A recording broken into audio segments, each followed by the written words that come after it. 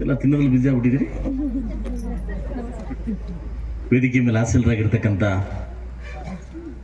ಸನ್ಮಾನ್ಯ ಶ್ರೀ ನಮ್ಮ ಮುಳಬಾಗಿಲು ತಾಲೂಕಿನ ದಂಡಾಧಿಕಾರಿಗಳಾಗಿರ್ತಕ್ಕಂಥ ವೆಂಕಟಚಲಪತಿ ಸರ್ ಅವರೇ, ವೇದಿಕೆ ಮೇಲೆ ಆಸೀನರಾಗಿರ್ತಕ್ಕಂಥ ನಮ್ಮ ಕಾರ್ಯನಿರ್ವಹಣಾಧಿಕಾರಿಗಳಾಗಿರ್ತಕ್ಕಂಥ ಡಾಕ್ಟರ್ ಸರ್ವೇಶ್ ಅವರೇ, ಹಾಗೂ ಕೋಚ್ಮೋ ನಿರ್ದೇಶಕರು ಹಾಗೂ ನಮ್ಮ ಅಮರ ಜ್ಯೋತಿ ಅಧ್ಯಕ್ಷರಾಗಿರ್ತಕ್ಕಂಥ ಕಾಡಪಲ್ಲಿ ನಾಗರಾಜಣ್ಣವರೇ, ಹಾಗೂ ಯಾರು ಅವಾಗಲೇ ಹೇಳ್ತಾ ಇದ್ರು ಅವರು ಕಾರ್ಯದರ್ಶಿಗಳು ಅಂತ ಹೇಳ್ತಾ ಇದ್ರು. ಬಟ್ ಅಲ್ಲ, ನಮ್ಮ ಕಾರ್ಯದರ್ಶಿಗಳೇ ಆಯ್ತು ನಿಜ. ಬಟ್ ಅವರು ಗೌರ್ಮೆಂಟ್ ಸಹಕಾರ ಸಂಘದ ಯೂನಿಯನ್, ಕೋಲಾರ ಜಿಲ್ಲೆ ಯೂನಿಯನ್ ಸರ್ಕಾರಿ ಯೂನಿಯನ್ ನಿರ್ದೇಶಕರಾಗಿದ್ದಾರೆ. ಅವರು ಕೂಡ ಗೌರ್ಮೆಂಟ್ ಬಾಡಿದಲ್ಲಿ ಇದ್ದಾರೆ, ಲಕ್ಷ್ಮತ್ ರೆಡ್ಡಿ ಸರ್ ಅವರೇ.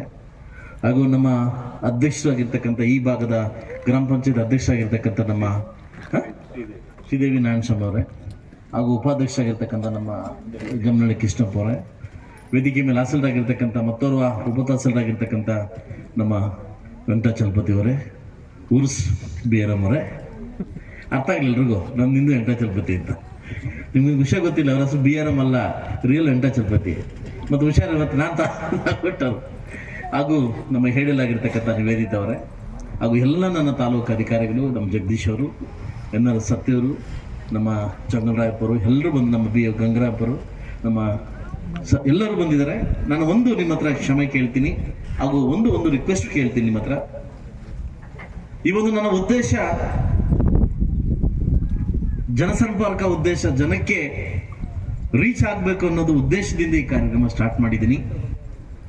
ಸೊ ಮುಂದಿನ ದಿವಸಗಳಲ್ಲಿ ಇದು ರಾಜಕೀಯ ಫಂಕ್ಷನ್ ಆಗಿ ಪರಿವರ್ತನೆ ಆಗಬಾರ್ದು ಅನ್ನೋದು ನನ್ನ ಮಂದಾಳದ ಮಾತು. ನಾನು ಯಾವತ್ತೂ ನಿಮ್ಮವನೇ, ನೀವು ಕೆಲಸಿರ್ತಕ್ಕಂಥ ವ್ಯಕ್ತಿ. ಇದು ಏನಂದ್ರೆ, ಇದು ಪ್ರೋಟೋಕಾಲ್ ಪ್ರಕಾರವಾಗಿ ಒಂದು ಸರ್ಕಾರದ ಆದೇಶದ ಮೇರೆಗೆ ನಿಮ್ಮ ಜೊತೆ ನಾನು ಬರ್ತಾ ಇದ್ದೀನಿ, ನಿಮ್ಮ ಮುಂದೆ ಬರ್ತಾ ಇದ್ದೀನಿ.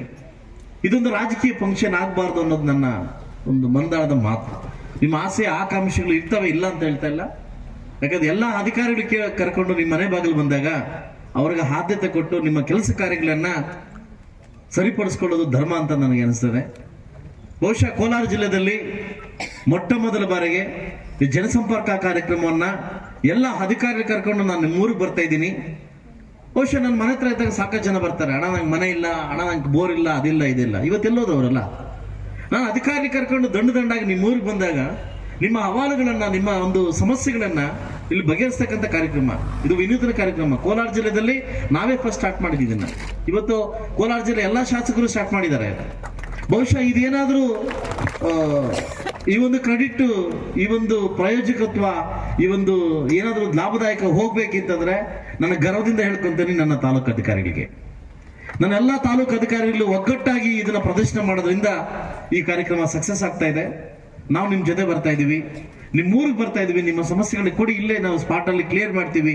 ಆಗದೆ ಇದ್ರೆ 1 ತಿಂಗಳು ಟೈಮ್ ತಗೊಂತೀವಿ ಅಂತ ಹೇಳ್ತಾ ಇದೀವಿ. ಯಾವ ವ್ಯಕ್ತಿ, ಯಾವ ಶಾಸಕರು ಕೂಡ ಇದುವರೆಗೂ ಇಷ್ಟು ವರ್ಷಗಳಲ್ಲಿ ಈ ಕಾರ್ಯಕ್ರಮ ಮಾಡಿಲ್ಲ. ನಾವು ನಿಮ್ಮ ಮನೆ ಬಾಗಿಲು ಬರ್ತೀವಿ, ನೀವು ನಮ್ಮ ಮನೆ ಬಾಗಿಲು ಬರಬೇಡಿ, ನಾವು ಸಮಸ್ಯೆ ಬಗೆಹರಿಸ್ಕೊಡ್ತೀವಿ. ಮನೆ ಇಲ್ವಾ, ಪೆನ್ಷನ್ ಬಂದಿಲ್ವಾ, ಇಲ್ಲ ಪಿಡಿ ಆಗಿಲ್ವಾ, ಇಲ್ಲ ಪಾಣಿ ಬಂದಿಲ್ವಾ, ಇಲ್ಲ ಮುಟೇಶನ್ ಬಂದಿಲ್ವಾ, ಏನೇ ಸಮಸ್ಯೆ ಇದ್ರೂ ಕೂಡ ನಾವು ಬಂದು ಸರಿಪಡಿಸ್ಕೊಡ್ತೀವಿ.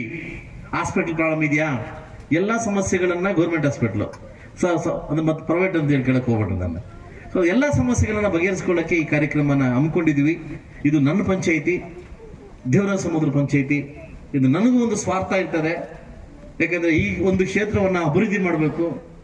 ಎಲ್ಲೋ ಹುಟ್ಟಿ ಎಲ್ಲೋ ಬೆಳೆದು ಬಂದು ನಾನು ದೇವರ ಸಮುದ್ರದಲ್ಲಿ ಇವತ್ತು ವಾಸವಾಗಿದ್ದೀನಿ. ಇವತ್ತು ನನ್ನೆಲ್ಲ ಒಂದು ವಾಸ ದೃಢೀಕರಣ ಪತ್ರ, ನಮ್ಮ ವಾಸ ಮನೆ ಎಲ್ಲ ಕೂಡ ಇಲ್ಲಿದೆ ಅಂದ್ರೆ ಎಲ್ಲೋ ಒಂದು ಕಡೆ ಸ್ವಾರ್ಥ ಇರ್ತದೆ. ಯಾಕೆ ಇವತ್ತು ಅಪ್ಪ ಅಮ್ಮನಿಗೆ ಈ ಲಾಸ್ಟ್ ಮಗ ಯಾವ ರೀತಿ ಪ್ರೀತಿಯನ್ನು ಜಾಸ್ತಿ ಇರ್ತದೋ, ಹೋಗ್ತಾನೆ ಸ್ವಲ್ಪ ಅಂದ್ರೆ ಎಲ್ಲ ಮಕ್ಕಳು ಇರ್ತದೆ, ಜಾಸ್ತಿ ಇರ್ತದೋ, ಹಂಗೆ ನನ್ನ ಹುಟ್ಟೂರು, ನನ್ನ ತಾಯಿ ಊರು, ನಮ್ಮ ದೇವರ ಸಮುದ್ರ ಪಂಚಾಯತಿ ಬಗ್ಗೆ ಸ್ವಲ್ಪ ನನಗೆ ಆಸಕ್ತಿ ಇರ್ತದೆ, ಆಸೆ ಇರ್ತದೆ. ಬಹುಶಃ ನಿನ್ಗೊಂದು ಮಾತು ಕೊಟ್ಟು ಹೋಗ್ತಾ ಇದ್ದೀನಿ. ಇವತ್ತು ತಪ್ಪಿರ್ತಕ್ಕಂಥ ಯಾವುದೇ ಮಾತು ನನ್ನ ತಪ್ಪಿಲ್ಲ, ಒಂದು ಮಾತು ಕೊಟ್ಟು ಹೋಗ್ತಾ ಇದ್ದೀನಿ. ಮುಂದಿನ ದಿವಸಗಳಲ್ಲಿ ದೇವರಾಜ ಸಮುದ್ರದ ಒಂದು ಪಂಚಾಯಿತಿ ವ್ಯಾಪ್ತಿಯಲ್ಲಿ ಬೃಹತ್ ಆಗಿರ್ತಕ್ಕಂಥ ಕೈಗಾರಿಕೆ ಕೇಂದ್ರಗಳ ಸ್ಥಾಪನೆ ಆಗಿರ್ತಕ್ಕಂಥ ದಿವಸ ತುಂಬಾ ಇಲ್ಲ. ನಮ್ಮೂರು ಸುತ್ತಮುತ್ತ ಫ್ಯಾಕ್ಟರಿಗಳಾಗತಕ್ಕಂಥ ದಿನ ತುಂಬಾ ಇಲ್ಲ.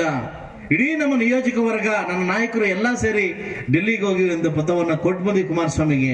ಕುಮಾರಸ್ವಾಮಿ ಅವರು ಮಾತು ಕೊಟ್ಟಿದ್ದಾರೆ, ಬಹುಶಃ ಕೈಗಾರಿಕೆ ಕೇಂದ್ರದಲ್ಲಿ ಏನಾದ್ರು ದೂರ ಆದ್ರೆ ಸ್ವಲ್ಪ 2-3 ವರ್ಷ ಆದ್ರೆ ಒಂದು ದೊಡ್ಡ ಫ್ಯಾಕ್ಟರಿಯನ್ನ ದೇವರ ಸಮುದ್ರ ಕೊಡ್ತೀನಿ ಅಂತ ಒಪ್ಕೊಂಡಿದ್ದಾರೆ. ಒಂದು ದೊಡ್ಡ ಫ್ಯಾಕ್ಟರಿ ಆದ್ರೆ ಸುಮಾರು 8,000 to 10,000 ನಮ್ಮ ಮಕ್ಕಳಿಗೆ ನಮ್ಮ ನಿರುದ್ಯೋಗ ಸಮಸ್ಯೆ ಹೋಗ್ಲಾಡ್ತಕ್ಕಂಥ ಕೆಲಸವನ್ನ ಇವತ್ತು ಕೈಗಾರಿಕಾ ಮಂತ್ರಿ ಮಾಡ್ಲಿಕ್ಕೆ ರೆಡಿ ಆಗಿದ್ದಾರೆ.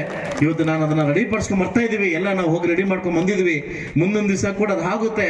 ಈಗ ತಾನೇ KDB ಅವರು ನಮ್ಮ ಕಮಿಷನರ್ ಬಂದಿದ್ರು, ಅಣ್ಣ 500 ಎಕರೆದಲ್ಲಿ 300 ಎಕರೆ ಅಲರ್ಟ್ ಆಗಿದ್ರೆ 200 ಎಕರೆ ಕಾಣಿಸ್ತಾ ಇಲ್ಲ ಅಂತಂದ್ರು. ಇತ್ತೀಚೆಗೆ ನನ್ನ ನೋವು ಮತ್ತು ನನ್ನ ನಲುವು ಏನಂತಂದ್ರೆ, ಬರ್ತಕ್ಕಂಥ ಎಲ್ಲಾ ರಿಯಲ್ ಎಸ್ಟೇಟ್ ವರ್ಗು, ಈ ಬೆಂಗಳೂರು ಇರ್ತಕ್ಕಂಥ ಎಲ್ಲಾ ರಿಯಲ್ ಎಸ್ಟೇಟ್ ವರ್ಗು, ಎಲ್ಲಾ ತಾಲೂಕು ಅಧಿಕಾರಿಗಳು ನಮ್ಮ ಪಂಚಾಯತಿ ಮೇಲೆ ಕಣ್ಣು ಅದೇನಂತ ಗೊತ್ತಿಲ್ಲ. ಯಾಕೆ ಹೇಳಿ? ಅಲ್ಲ, ಎಲ್ಲೆಲ್ಲಿ ಗೌರ್ಮೆಂಟ್ ಜಮೀನು ಇದೆ ಒಂದು ಜಮೀನು ಕಾಣಿಸ್ತಾ, ಎಲ್ಲ ಮಾರಕವ್ರೆ,